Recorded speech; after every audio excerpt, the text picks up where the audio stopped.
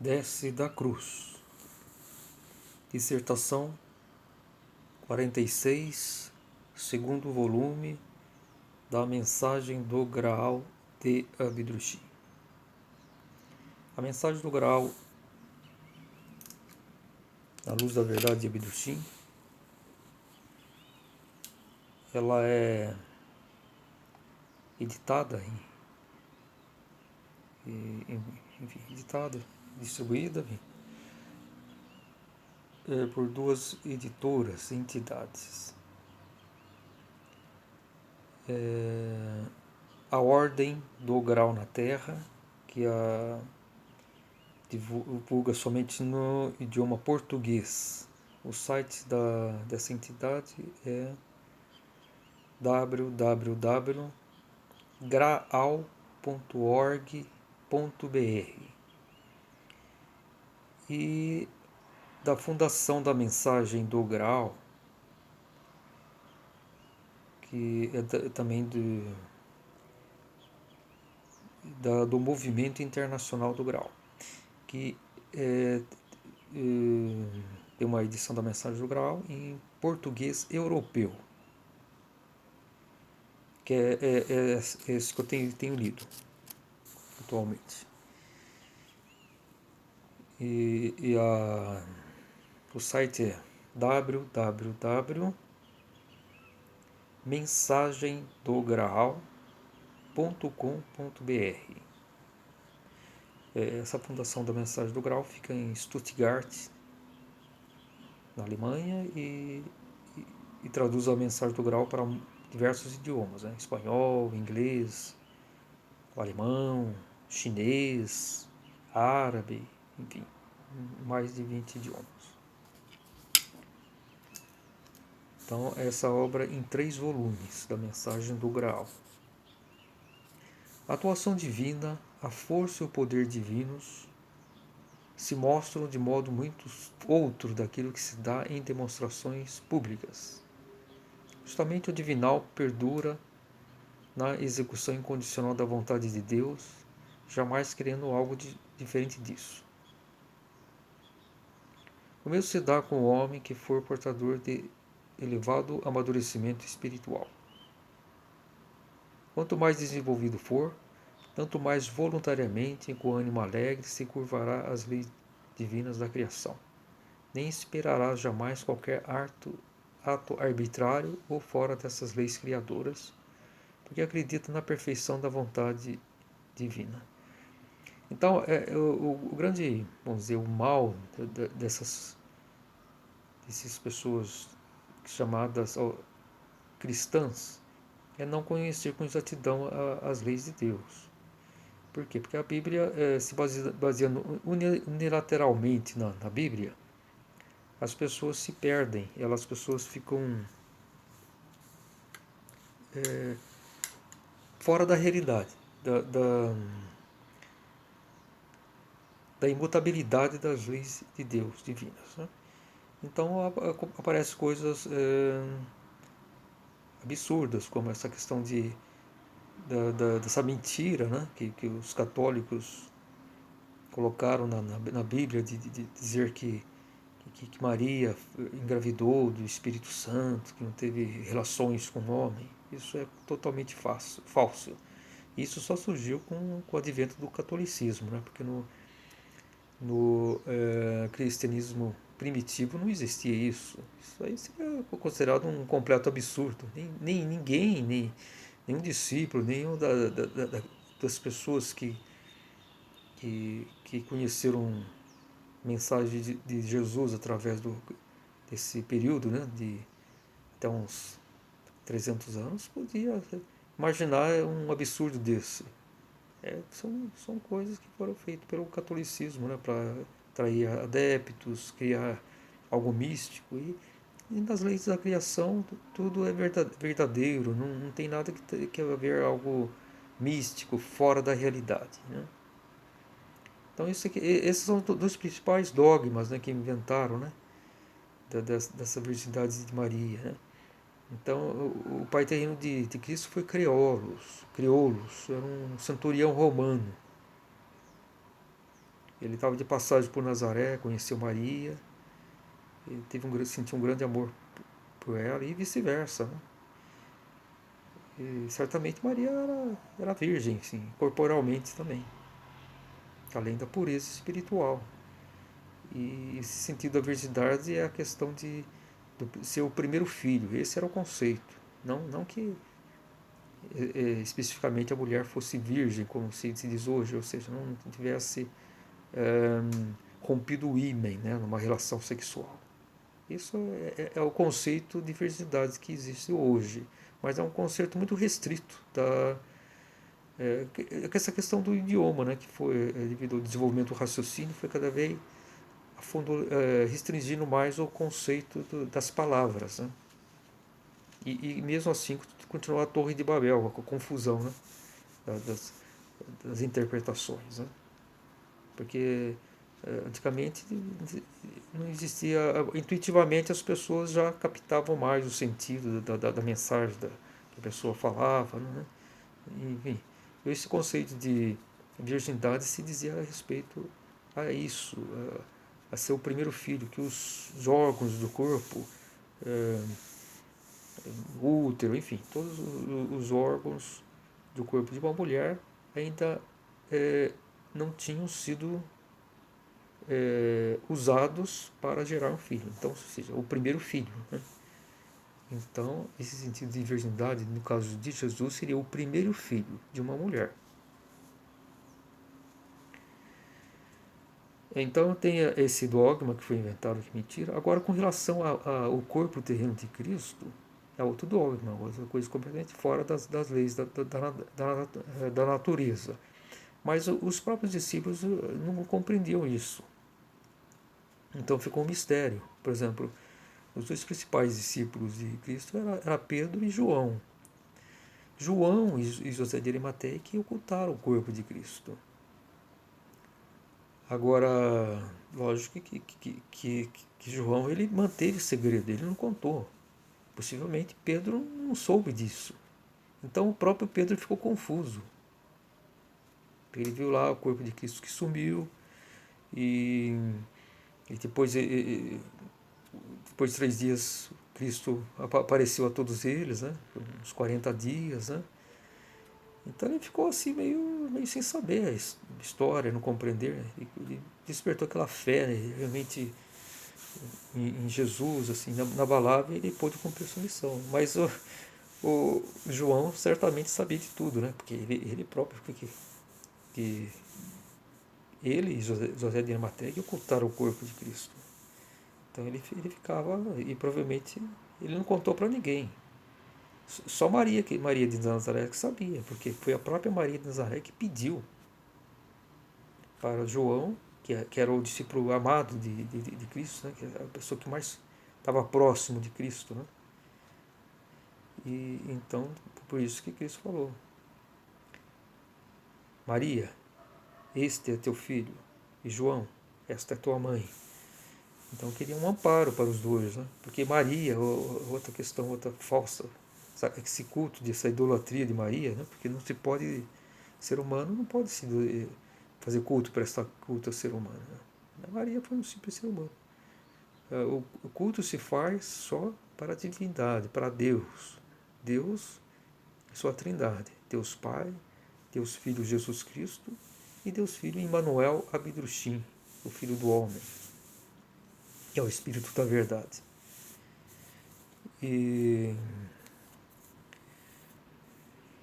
então, todas essas coisas absurdas que existem. Agora, então eu sempre falo sobre os ossos de Cristo. Né? A descoberta dos ossos de Cristo seria fundamental para levar o ser humano a ter uma realidade do que é Deus, cumprir a vontade de Deus. Por isso eu tenho essa teoria exclusiva, inédita. Nunca vi algo parecido. Que no fundo da caverna direita do Calvário do Gordo em Jerusalém está a entrada obstruída que leva para o sepulcro culto de Cristo, onde estão seus ossos. Para mim é quase praticamente certeza. certeza absoluta que existem os ossos de Cristo, que eles foram ocultados a pedido da própria Maria de Nazaré. E eu, através dos meus estudos, partindo da literatura do Grau, da mensagem do Grau, eu elaborei essa teoria já faz 10 anos e a divulgo com fotos no meu Facebook. Tem uma página, Arqueologia no Calvário de Gordon, que eu fiz há quase 10 anos, justamente para divulgar. E eu sempre falo que essa é uma redescoberta dos ossos de Cristo. Porque quem descobriu foi Maria Madalena. Alguns anos após o falecimento de Cristo, Maria Madalena teve aquele desejo de saber exatamente onde teria sido ocultos os ossos de Cristo. Então, tem um livro, Os Apóstolos de Jesus, o capítulo Maria Madalena, que conta essa história. E com base nessa narração, eu vi que tinha muitos detalhes que poderia ser transpostos para a época atual. Então, eu estudei a geografia histórica, né, do tempo de Cristo, de Jerusalém, e a atual. Né? Vi muitas fotos e vi esse local chamado Calvário de Gordon, um aglomerado rochoso, seria o local ideal para se ocultar os ossos de Cristo. E esse local fica a uns 700 metros ao norte da igreja do Santo Sepulcro. Porque a igreja do Sepulcro, o Santo Sepulcro, é onde os ossos de Cristo foram colocados.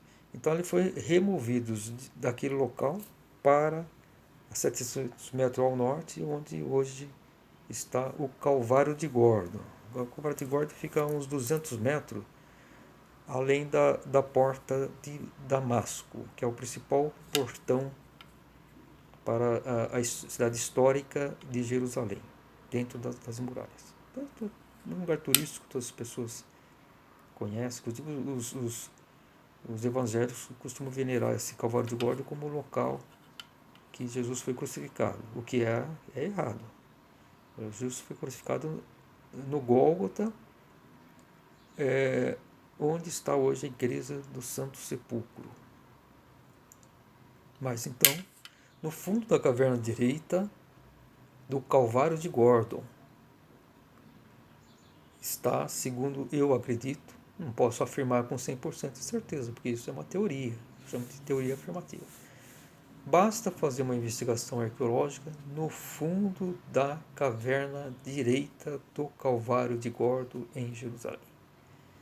E lá vai se encontrar a entrada fechada, que leva, a princípio, para um pequeno corredor, depois chega lá no nicho interno do aglomerado, onde estão os ossos de Cristo.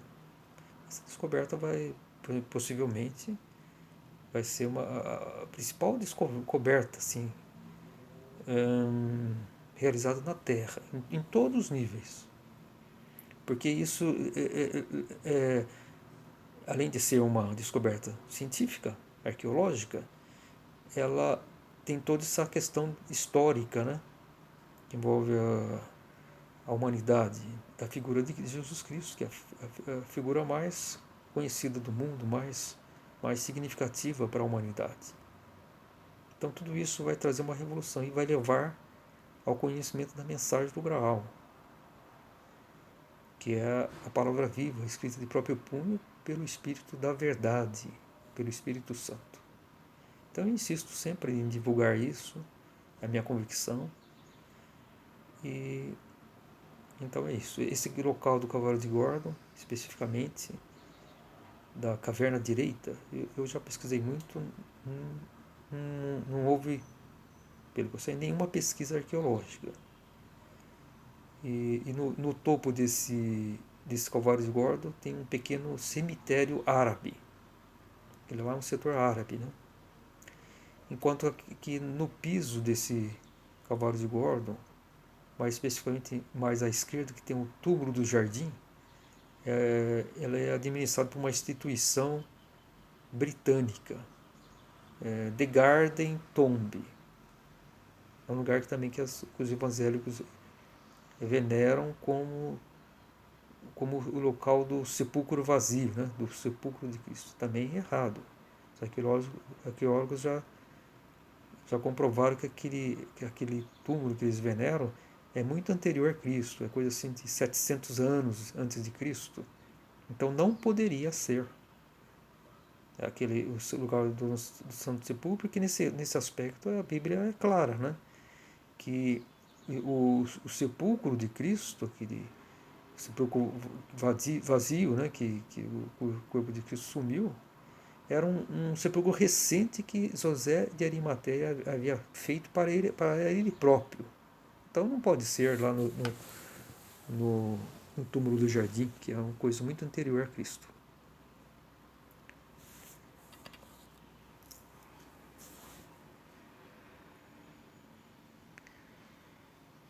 Então é isso. Quando o senhor Emmanuel Abidruchin diz a atuação divina, o poder divino se mostra de modo muito outro aquilo que se dá em demonstrações públicas. Essas demonstrações públicas são justamente as missas, os cultos ditos cristãos, né? Que onde que impera, na verdade, a crença cega, né? A crença cega, que ela não traz a verdadeira vida, fica na base da ilusão, das crenças, os dogmas mortos, né? Não traz a verdadeira vida que deveria ter, né? Para o ser humano, que é a sabedoria espiritual, né? E o sistemamento divinal perdura na execução incondicional da vontade de Deus, jamais querendo algo diferente. Então, as leis divinas são exatas, tudo, o karma, todos os resgates, são coisas precisas, muito elaboradas, são os fios kármicos. Deus, as qualidades de Deus são a pureza, a sua justiça e o seu amor. Um está ligado no outro. Não existe atos arbitrários, não existe tudo que se pode perdoar, não existe. Antes de tudo, o ser humano tem que partir dele, a boa vontade, o seu reconhecimento, a sua vigia, vigiar e orar. Só unicamente uma sabedoria plena, uma convicção, uma ação plena. Fé, a fé não é convicção. Fé se aceita tudo. A pessoa tem fé, ela aceita coisas absurdas. Ela tem que ter antes convicção. Da fé para a convicção. Jesus só exigiu a fé nele. Não exigiu convicção porque as pessoas ainda estavam muito imaturas naquela época. Hoje a fé não é suficiente. Hoje se faz necessária a convicção. E é isso que o Filho do Homem, o Espírito da Verdade, Emmanuel Abidruchin, veio trazer em sua obra. A convicção. E a convicção só pode ser estabelecida, vivenciada, quando a fé cega termina. E os dogmas falsos caem por chão diante da luz da verdade. Quanto mais desenvolvido for, quanto mais voluntariamente mais ânimo alegre se curvará às leis divinas da criação. O mesmo se dá com o homem que for portador do elevado amadurecimento espiritual. Ele sempre vai procurar a verdade perfeita de Deus. Por isso, dai a Deus a honra da perfeição. Deus é perfeito. Suas leis são perfeitas, elas são facilmente reconhecíveis pela ciência, pela natureza. Nada pode subverter essas leis. Vontade humana nenhuma, né? Desejos humanos. Tudo é muito rigoroso.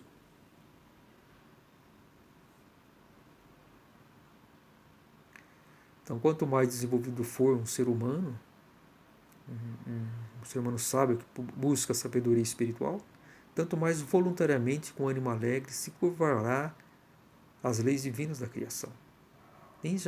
nem esperará jamais qualquer ato arbitrário fora dessas leis criadoras, porque acredita na perfeição da vontade divina. Se um corpo de matéria grosseira se acha pregado com cravos e uma cruz, não conseguirá assim, sem ajuda alheia, sem auxílio de matéria grosseira, se libertar.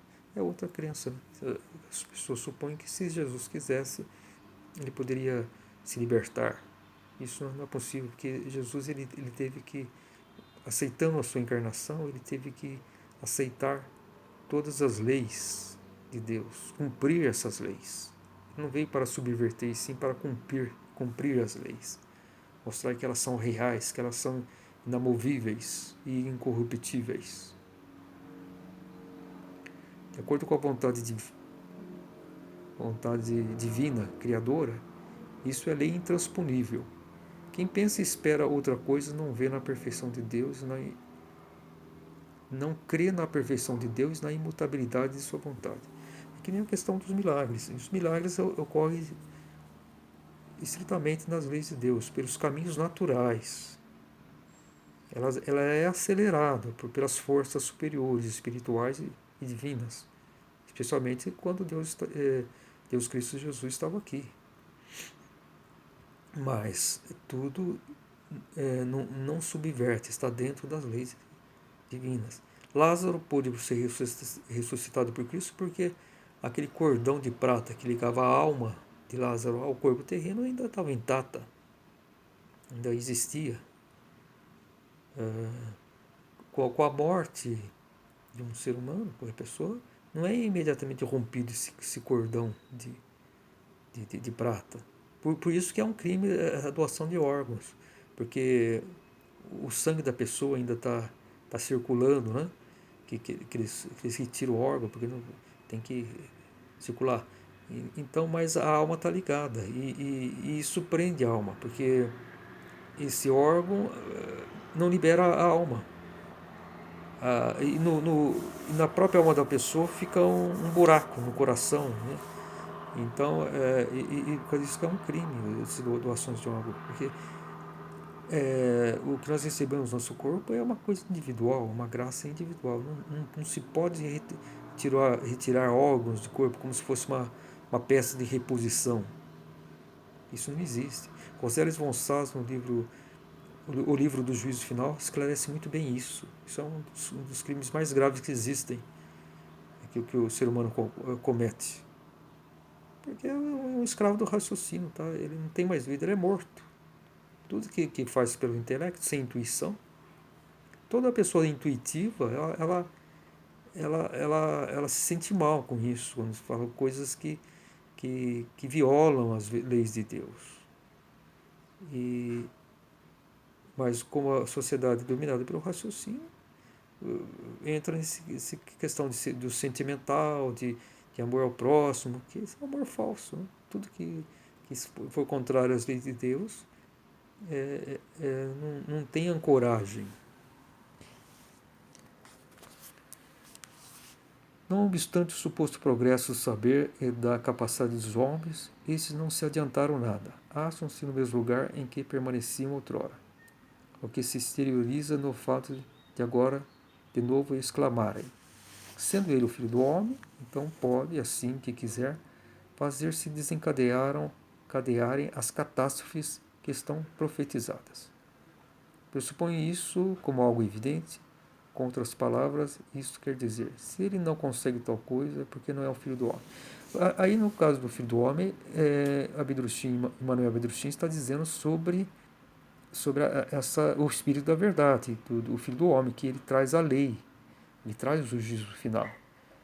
Ele vos fará cumprir a hora. Cristo disse isso. Quando o filho do homem vier, ele esclarecerá-vos toda a criação e também vos fará chegar a hora, que é a vontade de Deus. Ele é a justiça de Deus. Então ele vai trazer a conclusão do juízo. E nesse trecho, o Agostinho fala justamente disso, porque ele já em vida ele se declarou como o prometido filho do homem, o senhor do juízo. Então muitas pessoas indagavam ele, né? Mas então, quando vai aparecer o juízo? E, enfim, você não compreendiam. São as pessoas limitadas, são os dolentes espirituais que, que simplesmente não se dão ao trabalho de uma reflexão, né?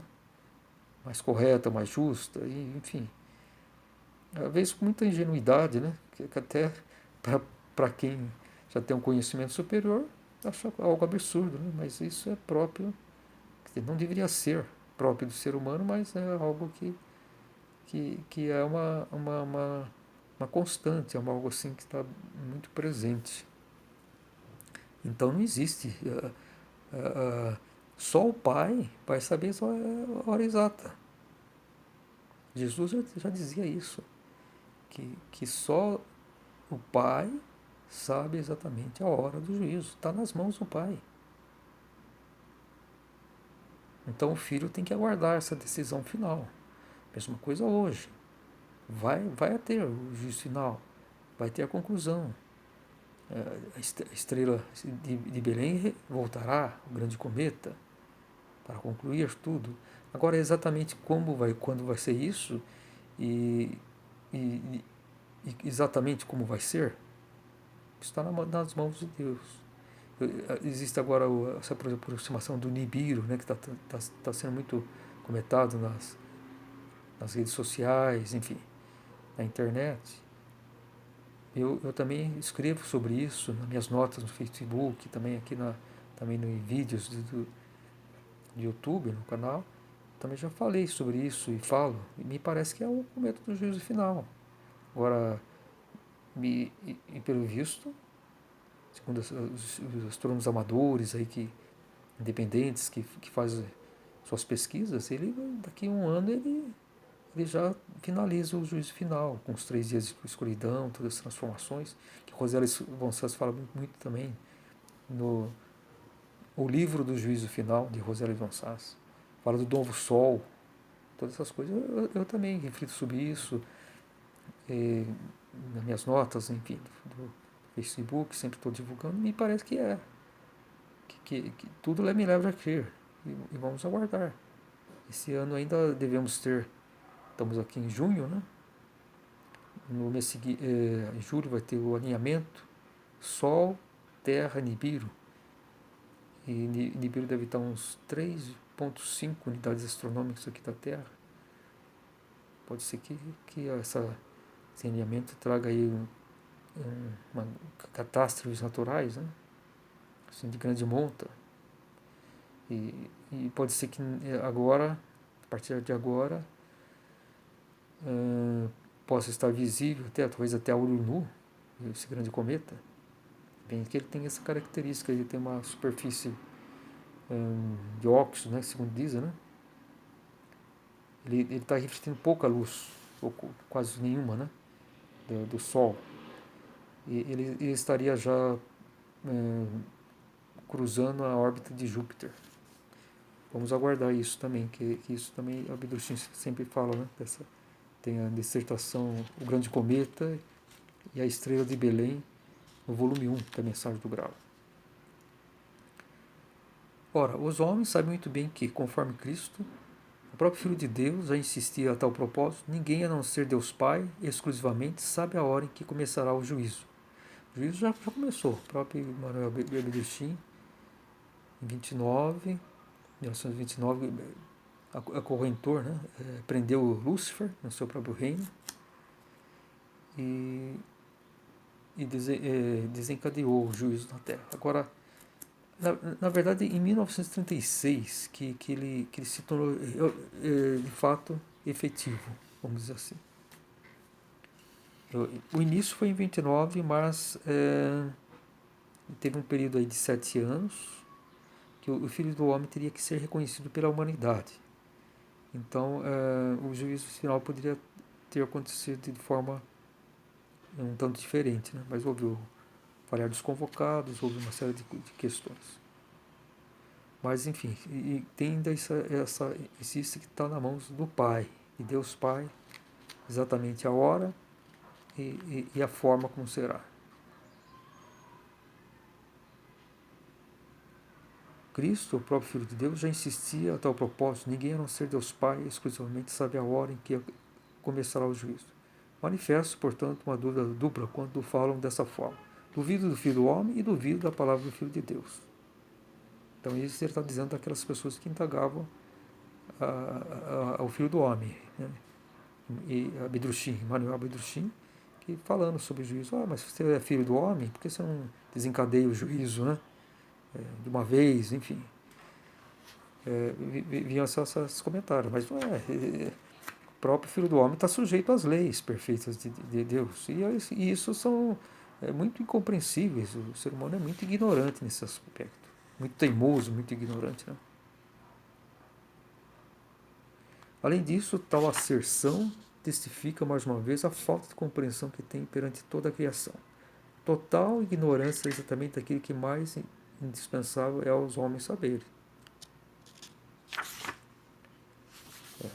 As questões exatas de Deus, né? Como Deus age, as suas leis, nas suas leis perfeitas. Se o Filho de Deus teve que se submeter com sua humanização à vontade de Deus na criação, logo não pode, evidentemente, o Filho do Homem passar por cima das tais leis. Manter-se acima e fora das leis da criação é inteiramente possível.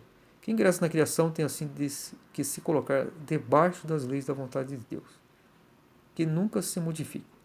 Logo também o Filho de Deus e o Filho do Homem. Não existe atos arbitrários. As principais questões é isso, em relação ao nascimento de Cristo. Ele teve um pai terreno, Criólos, e os ossos de Cristo, eles foram ocultos, e segundo eu sempre divulgo, está no fundo da caverna direita do Calvário de Górgota, a entrada para o sepulcro oculto de Cristo, onde estão seus ossos. Qualquer pessoa divulga na internet, a pesquisa, é só fazer uma pesquisa arqueológica, a sociedade que eu acredito que vão, se a minha teoria estiver certa, que eu acredito que esteja, vão descobrir os ossos de Cristo, para causar uma revolução aqui na Terra.